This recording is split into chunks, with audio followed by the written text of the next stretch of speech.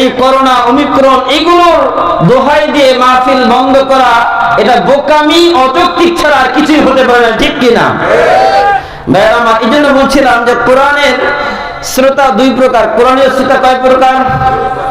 একটা হচ্ছে যারা কোরআনের কথা শোনে না এবং শুনতেও দেয় না, কোরআনের ব্যবস্থা করতে দেয় না, কোরআনের অনুমতির জন্য গেলে বলে যে এই করা যাবে না, সেই কারণে কোরআন মাহফিল করা যাবে না। আবার আরেক শ্রেণীর মানুষ যারা কোরআন শুনতে চায়, কোরআনের মাহফিলের ব্যবস্থা করতে চায়, তো যারা কোরআনের পক্ষে কথা বলে আমরা তাদের পক্ষে, আর যারা কোরআনের বিপক্ষে কথা বলে কোরআনের ব্যবস্থা করতে দেয় না আমরা তাদের পক্ষে না বিপক্ষে। বলেন তাদের পক্ষে না বিপক্ষে? তাদের পক্ষে থাকা যাবে? থাকা যাবে না। আল্লাহ পাক রব্বুল আলামিন আমার তেলাওয়াতকৃত যে আয়াত, সেই আয়াতের দিকে আমি ফিরি। আমি সূরা কলাম থেকে তেলাওয়াত করেছি। সূরা কলামের 8, 9, 10, 11, 12, 13, 14, 15 এই কয়েকটি আয়াত তেলাওয়াত করেছি। এই কয়েকটি আয়াতকে সামনে রেখেই, বর্তমান প্রেক্ষাপটকে সামনে রেখে কিছু কথা বলার চেষ্টা করব ইনশাআল্লাহ তাআলা। মা তাওফীক ইল্লা বিল্লাহ। ভাইরা আমার, আমাদের সমাজের মধ্যে বিভিন্ন সমস্যা, এই সমস্যাগুলোর মধ্যে থেকে কিছু কিছু বড় সমস্যা যেগুলো কোরআনের মধ্যে আল্লাহ পাক রব্বুল আলামিন দিয়েছেন।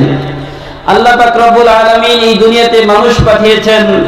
কেন পাঠিয়েছেন? আল্লাহ তাআলা বলেন, ওমা খালাকাতুল জিন্না ওয়াল ইনসা ইল্লা লিয়াবুদুন।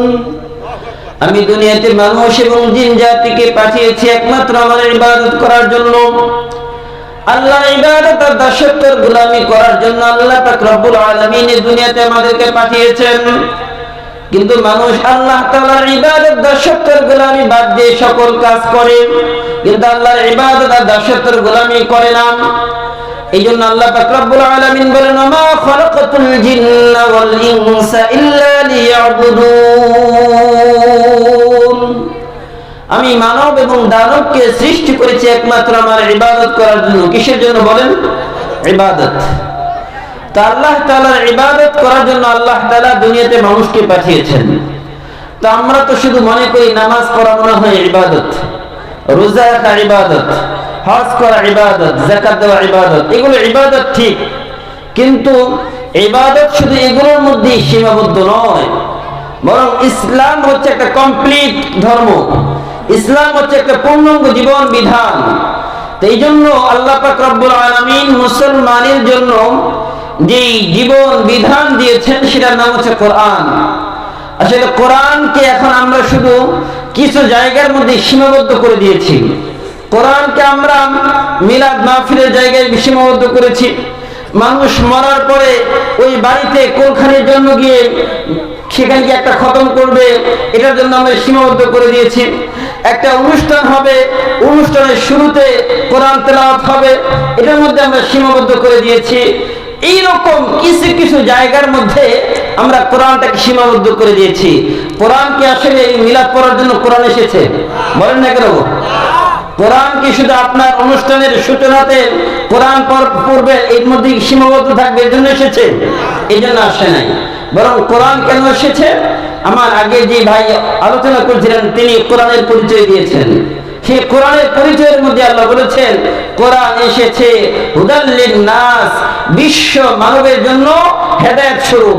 বিশ্ব মানুষের মুক্তির জন্য আল্লাহ কোরআন দিয়েছেন। এই বিশ্ব মানুষের, বিশ্ব মানবতার মুক্তির জন্য যে কোরআন এসেছে, সেই কোরআনকে আজকে আমরা ছেড়ে দিয়েছি।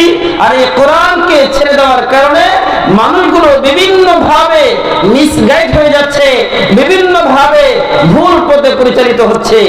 এই জন্য আমাদেরকে কোরআন রেখে কোরআনের বিধানকে মেনে আমাদের জীবন চালাতে হবে।